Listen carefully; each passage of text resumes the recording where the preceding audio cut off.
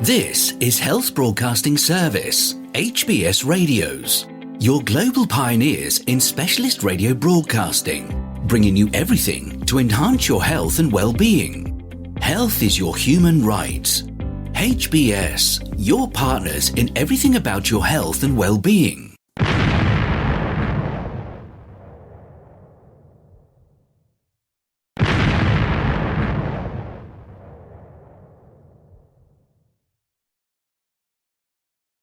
The HBS Daily News Dose coming to you from the Health Broadcasting Service HBS Radio Live Channel, UK. Exclusive EU to move away from emergency phase of COVID according to a document. The European Commission is set to say the EU has entered a new post-emergency phase of the pandemic in which testing should be targeted and monitoring of COVID-19 cases should be similar to sample-based flu surveillance, according to a draft document seen by Reuters. The shift comes amid a gradual drop of cases and a fall in the number of deaths linked to COVID-19, thanks to the spread of the less virulent Omicron variant and the immunization of over 70% of the EU population, with half of the population having received also a booster shot. This communication puts forward an approach for the management of the pandemic in the coming months, moving from emergency to a more sustainable mode, the EU draft document says. The Commission had no comment. The World Health Organization (WHO) is in charge of declaring a pandemic and the end of it, a move that has vast legal implications for a large variety of sectors, including insurers and vaccine makers. The UN agency has said the pandemic is not over.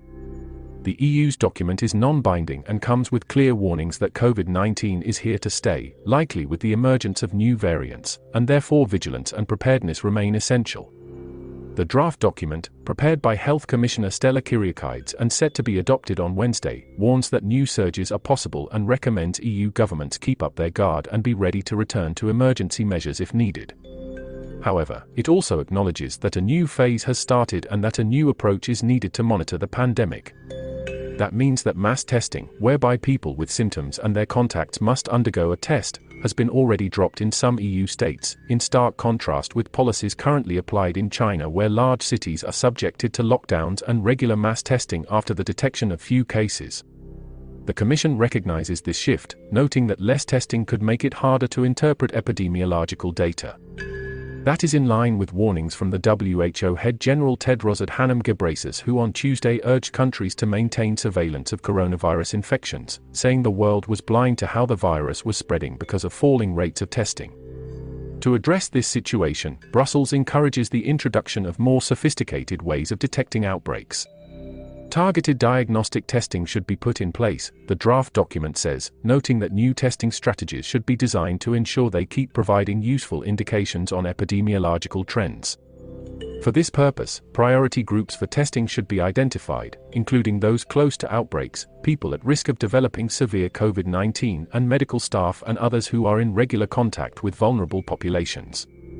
Surveillance of the virus should also be adapted, with an increased focus on genomic sequencing to spot possible new variants, and less attention on mass reporting of cases. The objective of surveillance should no longer be based on the identification and reporting of all cases, but rather on obtaining reliable estimates of the intensity of community transmission, of the impact of severe disease, and on vaccine effectiveness, the document says. It suggests establishing a surveillance system similar to that used to monitor seasonal flu, in which a limited number of selected healthcare providers collect and share relevant data. Vaccines continue to remain essential in the fight against COVID-19, the document says, recommending states consider strategies to boost vaccination among children aged 5 and over before the start of next school year. The Commission warns that immunizations are below 15% among children between 5 and 9, the youngest age group for which COVID-19 vaccines have been authorized in Europe. That compares to over 70% of teens aged 15 to 17, the document says. Feel free to connect with us on our Facebook platform at Health Broadcast and our website at www.healthbroadcastingservice.com. And please remember to press the subscribe button to stay abreast of timely, vital, and authentic health news developments from around the world, delivered to you by the Health Broadcasting Service UK, on our YouTube channel. We will bring you more updates as news develop. Stay safe and remain healthy. Bye for now.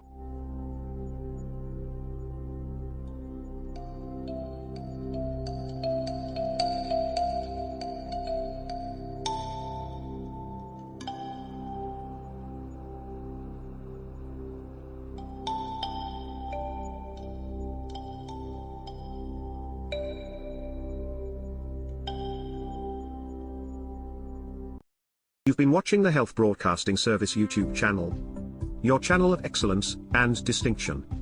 Pioneering specialist radio broadcasting, giving you the best experience. Subscribe to our channel.